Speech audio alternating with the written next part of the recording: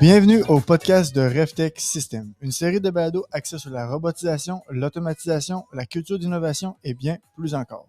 Je me présente, Antoine, spécialiste aux applications chez RevTech System, et c'est avec un grand plaisir que je co-anime cette série de balados avec le cofondateur lui-même, M. Alexandre Paré. Salut Alex, comment ça va? Salut Antoine, ça va bien toi? Ça va très bien, merci. Donc aujourd'hui, un petit peu sur la même lignée que la semaine Yes. dernière, ou il y a 2 semaines, Ouais. je devrais dire, puis on va en profiter pour passer un Ouais. message. Veux-tu y aller?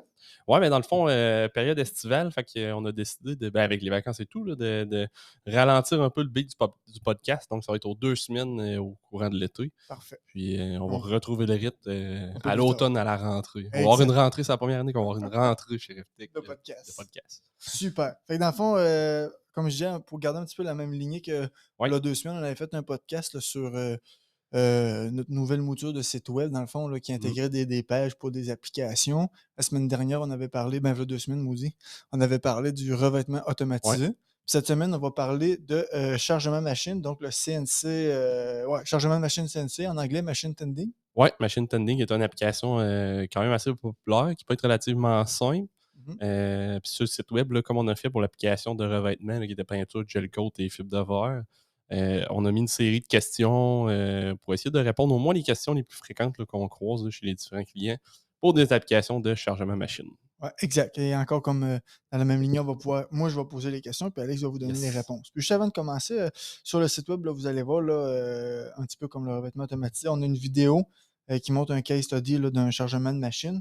Puis qu'est-ce qui est le fun de ça, c'est qu'on voit un petit peu le CNC loader, disons, standard. Là, fait qu'on fait vraiment du chargement de machine régulier, mais à ça, on a greffé une cellule un petit peu plus custom qui était du ponçage d'engrenage, dans le fond. Là. Fait que c'est juste pour vous dire, là, puis illustrer que malgré que souvent on va dire chargement CNC, c'est assez limité, là, mais on va le voir tantôt dans les explications d'Alexandre, ça peut ouvrir plusieurs portes. Là, puis on peut Vraiment, avoir vraiment. du C'est ça, custom là-dessus.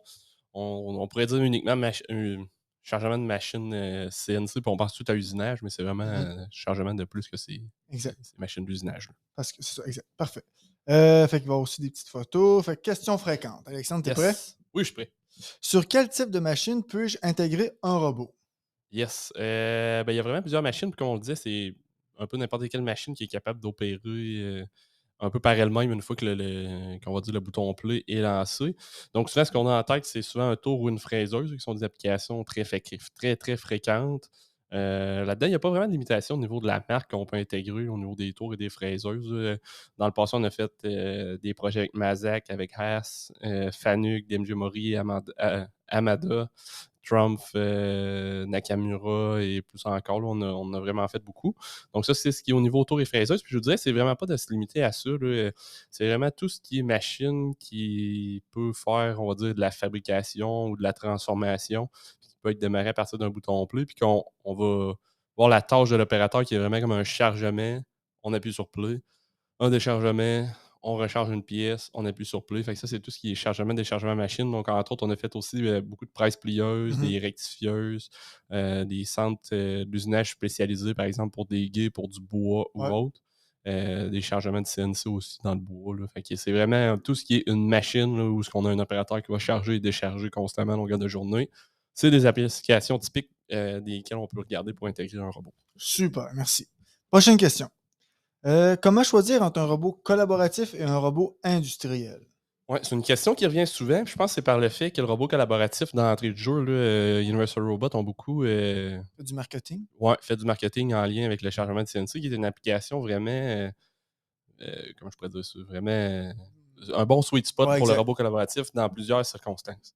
Euh, Ce qui arrive, c'est que souvent, dans certaines applications, le robot collaboratif et le robot industriel vont pouvoir faire la job dans ce genre d'application-là. Fait que moi, ce que je recommanderais aux gens, c'est vraiment pas de voir, aussitôt qu'on a une idée de dire: «Hey, je veux un robot collaboratif qui va faire le chargement de machine». C'est vraiment de le prendre par l'application parce que les 2 technologies sont relativement comparables au final, sont applicables, à la majorité des projets. La première affaire qui va définir le choix, qui va nous commencer à nous guider vers le choix du robot, c'est la géométrie, mais surtout le poids des pièces. Donc, les robots, là, on voit de plus en plus de collaboratifs qui vont monter au-dessus de 10 kilos. Là. On va avoir du 20, du 25 kilos, même du 35 chez Fanuc. Donc, si on a des pièces qui sont plus lourdes que ça, automatiquement, on peut discarter le robot collaboratif de la solution potentielle pour cette application-là. Puis ensuite, ce qu'on peut regarder aussi, c'est la portée requise pour votre application. Fait que si on regarde dans Universal Robot, on a un Universal Robot 3, 5, 5, 10, 16, 20. 20.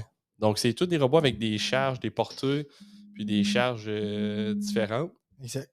Puis, autrement dit, c'est de voir un peu la portée, quelle distance ça nous prend entre tout ce que le robot va être positionné, puis l'intérieur de la machine, la position, soit de l'étau ou la position de dépôt de la pièce, pour voir si on va avoir assez de portée, quel modèle de robot on va vouloir sélectionner. Puis ensuite, ben, c'est la clé après ça, c'est de voir un peu le temps d'usinage, comment que les pièces vont être alimentées. Fait que, dans le fond, c'est de voir si les pièces arrivent en vrac ou non, si les pièces sont structurées pour voir l'alimentation de ça, qu'est-ce qu'on va avoir besoin en termes de technologie. Mais après ça, c'est de regarder le temps d'usinage. Donc, le temps que la pièce va rester à l'intérieur de la machine sans qu'il y ait d'intervention robot à faire, que le robot va comme être en stand-by. Généralement, ce qu'on voit, c'est quand il y a un long temps d'usinage, Mhm. puis on a un chargement, mettons, avec un robot qui va prendre entre 5, on va dire 5 et 15 secondes. Dans des mouvements qui sont relativement courts, même si on a un robot Industriel. industriel qui va aller à sa vitesse maximale ou un robot collaboratif qui va rester dans son plage collaboratif, on va sauver quelques secondes. Donc, c'est de voir dans l'équation de votre vision de cette cellule-là à quel point ces quelques secondes-là vont être payantes au final. Puis de balancer ça avec les autres variables comme la facilité de programmation. Par exemple, le robot collaboratif est beaucoup axé sur la facilité de programmation. Euh, donc, c'est de voir un peu où qu'on veut se situer là-dedans. Mais ensuite, il y a les barrières de sécurité qu'on n'est peut-être pas obligé de mettre avec le robot collaboratif. Fait que c'est vraiment de prendre toutes ces variables-là pour faire la bonne sélection du robot parce que les deux sont comme vraiment applicables. Fait que, en résumé, le robot collaboratif, si les pièces sont relativement légères à l'intérieur de son payload, il y a la portée. On souhaite une certaine facilité de programmation directement dans le robot. Autrement dit, vraiment la programmation robot qui est facile. Mhm. Si on veut pas, on va avoir la chance de peut-être pas mettre dans la scène de SQL d'avoir un footprint un peu plus petit. C'est sûr que si on pense à déplacer le robot de machine en machine aussi, le collaboratif est plus facile à se déplacer. Donc, ça, c'est les avantages collaboratifs. Industriels, dans le fond, on a la vitesse de chargement qui pourrait être un peu plus rapide, mais on va être obligé de le sécuriser. Mhm. Au niveau de la facilité de programmation, ben, les cellules qu'on livre chez Reftech, que ce soit un collaboratif ou un industriel, on va s'arranger pour que ce soit facile d'utilisation. Donc, c'est sûr, si on doit reprogrammer vraiment le programme robot pour charger d'une manière différente, ça va être plus dur un petit peu avec l'industriel, mais si on reste à l'intérieur de ce qu'on a dans l'interface opérateur, ça va être très comparable. Donc, le choix est quand même difficile, c'est vraiment des fois plus avec la vision de l'entreprise, où ils en sont au niveau de la robotique à l'interne, puis des fois là, un peu la structure des pièces, la géométrie qui va apporter à la bonne décision. Super, merci beaucoup pour ta réponse. Prochaine question. Est-ce possible de mettre, en fait, d'automatiser du chargement de CNC si j'ai un bas volume de pièces? Ouais, ben, autrement dit, là, c'est vraiment de. Oui, c'est possible. Là, c'est vraiment de bien définir le projet, puis d'en discuter avec les gens qui vont fournir la solution pour la cellule robot pour le chargement machine. Donc, il y a moyen de faire la mise en route de nouvelles pièces là, en 10 minutes au niveau de la programmation robot. Des fois, ça peut être un petit peu moins, un petit peu plus que ça. Donc, c'est de poser la question par rapport à la solution robotique. Si je mets de regarder vos pièces, si je change de pièce, si j'ai une nouvelle pièce qui arrive, c'est quoi la différence entre les autres? Ça peut être quoi mon temps de setup pour mettre le robot en fonction sur cette pièce-là? Puis ensuite, après ça, d'en justifier selon à peu près les volumes de production qu'on pense attendre. Puis encore là, le temps de spindle vient jouer un rôle. Là. Tu sais, si on a un temps de spindle d'une demi-heure, ben, tu sais, de mettre un opérateur qui atteint une demi-heure ou tu sais, qui va vérifier une autre machine pendant ce temps-là, puis d'avoir un perte d'efficacité, mais c'est quoi le chiffre en arrière de ça? Pour dire oui, la rentabilité de mettre un robot, même si je n'ai pas un haut volume, est là. Euh, c'est ça, fait que c'est. Ouais. Puis collaboratif mobile. euh, Ouais, ben, c'est sûr qu'on peut aussi considérer, quand on a un bas volume de pièces, là, on peut peut-être considérer d'avoir le robot, on l'a fait dans le passé à 2 reprises, là, d'avoir un robot collaboratif sur un robot mobile pour aller faire le chargement de petits volumes de pièces dans plusieurs machines. Donc, on peut s'imaginer une CNC, un CMM, puis on va dire une table d'intrants là, où les mhm, brutes vont être, puis la table de sortie.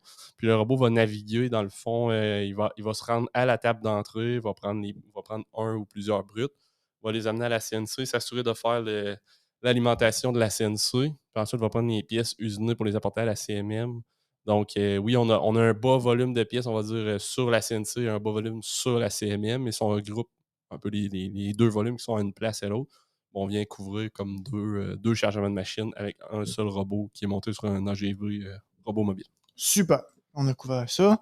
Ça va peut-être, en fait, ça a commencé peut-être la discussion sur ma prochaine question, là. Est-ce possible de faire Ouais. le chargement de plusieurs machines? Fait qu'on a notre réponse. Ouais, on a notre réponse, ça, c'est drôle parce que oui, d'entrée de jeu, c'est possible, ça fait plusieurs, je pense que depuis qu'on a lancé RevTech, puis surtout avec le robot collaboratif au départ, là, nos clients, c'est une des premières questions qu'ils nous demandaient. «Ah ben là, si j'ai pas cette pièce, je pourrais-tu mettre le robot sur l'autre machine, le transférer sur l'autre?» C'est un des aspects, sécurisants, je pense, pour le client, les ateliers d'usinage là, qui sont relativement, on va dire, pas petits, mais un centre d'usinage là, traditionnel qui sont pas habitués à avoir un bon niveau d'automatisation autre que les CNC. Donc ça venait sécuriser en disant: «Ah ben, tu sais, je suis pas obligé de l'absorber sur une seule production, je peux jouer avec mon robot, le changer de place». Fait que je pense que ça sécurisait les gens, puis au final, on n'a aucun client qui l'a vraiment déplacé là, mécaniquement entre les machines. Là, si je mets à part le robot mobile qu'on parlait, là, Mmh. un robot physique qui a été, on va dire, botté en avant d'une machine pour positionner mécaniquement en avant d'une machine pour faire le chargement, puis que le client avait comme but d'éventuellement le déplacer de machine en machine, c'est jamais arrivé présentement. Ce qui est vraiment arrivé, c'est que les gens ont changé de programmation de CNC, ont changé les setups, leur façon d'usiner, par quelle machine les pièces vont passer pour vraiment maximiser l'utilisation du robot. Fait que je dirais que c'est pas le robot qui a changé de place, mais c'est vraiment les processus internes de fabrication qui ont changé pour maximiser l'utilisation du robot. C'est ce qu'on a vu le plus fréquent. Puis sinon, ben, c'est sûr qu'il y a 2 autres options qui sont possibles pour le déplacer. Si on est dans un environnement relativement compact et on peut se le permettre, ben, on peut mettre un rail linéaire là, qui va déplacer Mmh. peut-être que de base, le robot va avoir une portée pour accéder aux 2 machines, mais c'est très rarement le cas dans les petites CNC là, qu'on reste dans le collaboratif, où on peut le voir dans les plus grosses CNC, les plus grosses pièces qui ont déjà des robots avec des bonnes portées. Mais si l'endroit le permet, ben, on peut avoir un axe linéaire qui est un rail pour déplacer le robot d'une machine à l'autre Mmh. là, sur une ligne droite pour qu'ils puissent avoir accès à l'intérieur des 2 machines. Puis sinon, bon, ce qu'on fait aussi, c'est des robots collaboratifs sur des robots mobiles. Ouais. Donc, le robot est monté sur, on va dire, un véhicule, un peu comme, on va dire, une Tesla qui va se conduire toute seule avec un mix de Uber, là. Les machines vont caler le Uber quand ils vont en avoir besoin, puis le robot va venir faire le tending de ces machines-là.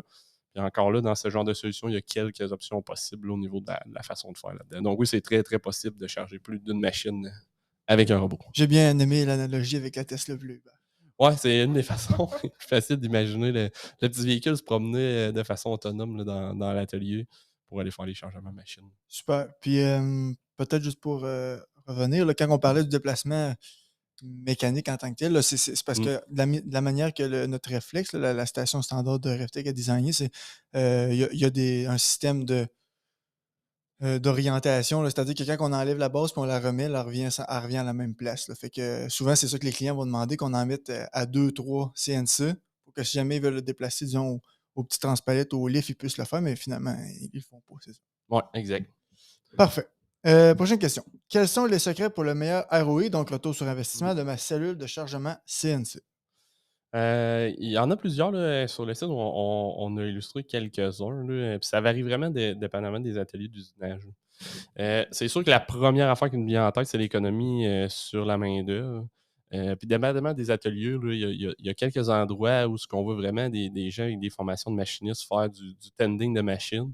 Dans ce cas-là, de venir, pallier un peu au manque de main-d'œuvre, de laisser le machiniste soit faire la programmation, les setups sur les autres machines, là. C'est vraiment payant de libérer un un machiniste, dans le fond, pour aller faire des tâches qui sont plus que de juste charger et décharger la machine. Mmh. Sinon, c'est sûr que c'est des journaliers, souvent, qui vont faire le chargement, déchargement, des machines. Donc, c'est sûr que de remplacer cette main-d'œuvre-là, il y a 2 façons de le calculer. La première façon qui est assez simple, c'est salaire avec les frais de Avantages gestion, sociaux. les avantages sociaux et tout, selon les chiffres par semaine et tout ça, pour avoir un certain calcul de payback. Mais c'est aussi de se poser la question si ce journalier-là ne fait pas, un journalier ou machiniste ne fait pas cette tâche-là, qu'est-ce qu'il va faire d'autre? Parce que souvent, il ne sera pas remercié suite à Mmh. l'implantation au robot. À cause du manque de main-d'œuvre, il va être replacé ailleurs. Ben, qu'est-ce qu'il va aller générer comme profit de plus, comme production de plus? Ouais, la valeur qu'il Ça va va. ajouter, dans le fond. Exact. Fait que c'est ce que vous allez avoir de plus comme gain à la fin de la journée là, au niveau du robot. Sinon, c'est sûr que le robot, ben oui, il va avoir un petit gain d'efficacité. Il va être plus ponctuel dans ses chargements. Aussitôt que la machine est finie, il va être prêt à charger, contrairement à un opérateur, des fois, qui est peut-être pas devant la machine ou qui n'aura pas, Mhm. il aura pas la même constance. Bon point. Fait que ça vient numériser un peu. Ça vient donner une constance de production. Ça vient numériser qu'on est capable d'avoir le temps exact des productions d'une pièce, un temps qui est constant. Donc, on peut avoir des meilleures soumissions. On peut avoir une rentabilité qui est un peu plus certaine avec le robot, Mhm. des estimés pour des soumissions beaucoup plus précis, moins risqués et tout. Sinon, c'est sûr qu'il va y avoir quelques gains là, de production pendant les pauses, pendant les heures de dîner, peut-être un petit peu aussi en fin de journée. Là, si on a un chiffre qui se termine en fin de journée, ben, on va pouvoir laisser le robot rouler. Seule chose qui est à prendre en considération, souvent les gens vont arriver et vont dire ah, ben, en mettant un robot, je peux rouler 24/7 puis je me pose pas de questions, mais le procédé d'usinage, faut quand même l'analyser parce qu'il va demander soit des inspections au niveau qualité, des go, Justement. no-go, des bris d'outils, et ainsi de suite, du nettoyage après tant de temps, et ainsi de suite. Fait que ces tâches-là, même si on met un robot, les tâches d'ajustement de mesure et tout ça, ils doivent être pris en considération dans l'autonomie de la cellule. Puis oui, si on a un temps d'usinage qui le permet, mais il y a des trucs qu'on peut faire en temps masqué avec le robot. On peut faire des go, no-go, on peut ajouter un CMM qu'on a fait dans le passé à 2 ou 3 reprises, je crois, pour faire des mesures, puis envoyer des flags aux opérateurs si jamais il y a quoi que ce soit. Fait qu'il y a moyen aussi, pour donner plus de rentabilité, de dire oui, j'ai le chargement, déchargement, j'ai un temps d'usinage d'approximativement tant de temps. Puis, voici les tâches que je pourrais faire en temps masqué, peut-être le bavurage aussi, là, qui Mhm. vont venir me donner un autre gain sur mon payback de la cellule robot. Bon point. Puis, je sais pas si ça se glisse ici, là, mais j'ai eu un flash. Là. Ouais. Des fois, on a des clients qui nous disent ouais, mais là, j'ai une pièce dans mon étau, je veux l'enlever, mais je n'ai un autre à remettre. Fait que là, il a envie de dire, ouais, mais c'est pas efficace, parce qu'un opérateur, ça a deux Ouais. bras, puis un robot, ça en a Mmh. juste un. Mais c'est un bon point. En fait, c'est des questions, c'est une bonne question. Ce qu'on fait souvent dans ce temps-là, quand le payload le permet, la portée le permet, puis la pièce, la géométrie, souvent, ce Ouais. qu'on fait, c'est qu'on va mettre deux préhenseurs sur le robot. Ouais. Donc, c'est-à-dire qu'en temps caché, pendant qu'on usine, donc la CNC fonctionne, Exact. le robot vient d'en préparer un autre. Il la met prêt, il la met bien positionnée dans son préhenseur. Puis quand la porte se rouvre, ben, il sort la pièce qui est là, petit nettoyage d'étau au besoin. Il remet la Mmh. pièce brute, il ressort, il ferme la porte. Fait qu'on a un changeover très rapide. Fait que tout ça peut Exact. être Puis il y a à d'autres considérer. stratégies aussi là, dans la programmation, dans les mouvements robots qu'on peut utiliser pour améliorer ça. Mhm. Puis, vu que c'est une application très populaire, il y a vraiment beaucoup de solutions, là, on va dire, off-the-shelf qui existent pour faire le chargement de machine. Ce qu'on vous conseille, pareil, c'est peut-être d'aller chercher l'avis des experts, là, Mhm. un peu comme Reftech. Des fois, on va pouvoir vous aider à vous enligner vers une solution off-the-shelf qui est peut-être un peu plus adaptée à votre production ou peut-être qu'on va pouvoir nous donner une légère twist qui va avoir un certain gain de productivité. Fait que chez Reftech, nous, c'est vraiment pas de réinventer la roue. On a un paquet de solutions qui Mhm. existent. Fait que c'est de repartir de quoi qui existe déjà pour le rendre encore meilleur.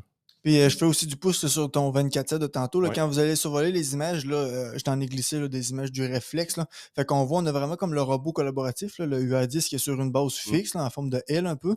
Puis à l'intérieur de ce L-là, il y a un chariot qui est mobile, là, c'est comme ça qu'on l'appelle ici. Puis sur le dessus du chariot mobile, on a le dessus qui est en fait considéré là, d'un genre de négatif de vos pièces. Là. Fait que c'est des cylindres, ça peut être des guides qui supportent des cylindres. Mm. En image, je pense que j'ai mis des blocs des prismes à base rectangulaire. Là. Bref, là, fait qu'on a comme une table inclinée là, qui a le négatif de ces pièces-là. Fait que oui, disons qu'on finit à 17 heures puis que l'opérateur il charge ce chariot-là, ben, il y a une certaine Mm. continuité au-dessus de 17 heures, mais si c'est fermé complètement là, de 17 Ouais. jusqu'à 8 heures le matin, c'est quasiment fou de penser qu'on pourrait faire du Ouais. 24/7. Puis on a des gens qui ajustent leur production aussi en fonction de ça. Là. Mhm. Autrement dit, pour les vont venir charger la machine, Plus on va tôt. dire pleine, Mhm. mettons, avant de partir à la fin du chiffre, mais vont faire, mettons, l'usinage de UHMW ou de pièces beaucoup plus molles où ils savent qu'ils Il n'y aura pas de ont un danger. moins gros requis de précision, le risque que l'outil brise est moindre, tout ça. Fait que, oui, ça peut peut-être pas garantir que ça va rouler jusqu'à ce que ça vide la table pendant 8 heures, on va dire. Là. Mhm. Mais ça peut peut-être permettre d'aller chercher un 4, 5, 6 heures de production Exact. euh, en gardant ces genres de pièces-là. Puis, l'autre truc que j'avais aussi, c'est que le robot est capable de connecter aussi au niveau d'un système de données là, pour envoyer soit des textos, envoyer des courriels ou autre. Donc, Faire on de la a des clients. surveillance. Exact. Fait qu'on a des clients, tu sais, quand il y a un problème avec le robot, par exemple, sur le chiffre de fin de semaine ou autre, ben, il y a des clients qui décident de payer des gens en temps double uniquement pour aller soit recharger, repartir le robot ou autre. Donc, ils vont payer un 3 heures à temps double une personne qui va rentrer, mais ils vont avoir un gain de production de 8, 9, 10 heures là, Ouais. sur les machines. Fait que c'est des modèles d'affaires qu'on voit de plus en plus arriver grâce à la connectivité et le 4.0 des cellules de chargement machine. Super. Dernière question, et non la Yes. moindre. Est-ce possible de faire du contrôle qualité avec la cellule robot? Oui, puis comme on disait, peut-être une couple de minutes, là, c'est vraiment de voir un peu le temps masqué qu'on a disponible.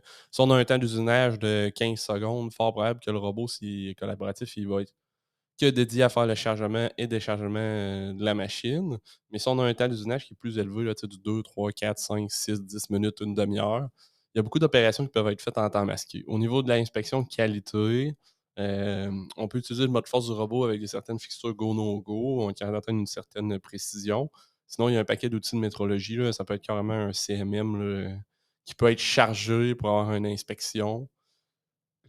Aussi, on a vu des systèmes de vision là, qui sont peut-être un petit peu plus rares là, à cause de leur. Dépendamment des requis de précision et du genre de pièces qu'on a inspectées, c'est de quoi qu'on a vu aussi. Fait que oui, c'est possible. Puis tout revient un peu à qu'est-ce qu'on a comme temps masqué dans le fond du robot. Qu'est-ce qu'on peut faire pendant que la machine est en train d'usiner. Puis là, c'est de voir. Ça pourrait être aussi des tâches sur d'autres pièces. C'est un peu plus rare qu'on ait vu ça, mais on pourrait. Le robot va être là en mode attente. Fait qu'on peut quand même se creuser la tête à qu'est-ce qu'on peut y faire. Parfait. Merci Alex pour tes réponses. Ça fait Dans le fond, ça plaisir. fait pas mal le tour là, Ouais. ce que les auditeurs vont pouvoir retrouver sur notre page web là, qui va être en ligne d'un moment à l'autre. Fait que je tenais là, pour conclure à vous remercier pour votre temps, pour l'écoute que vous nous donnez. Puis si jamais vous avez des questions, des commentaires ou des suggestions, ça nous ferait très plaisir là, de vous lire au podcast@reftech6.com.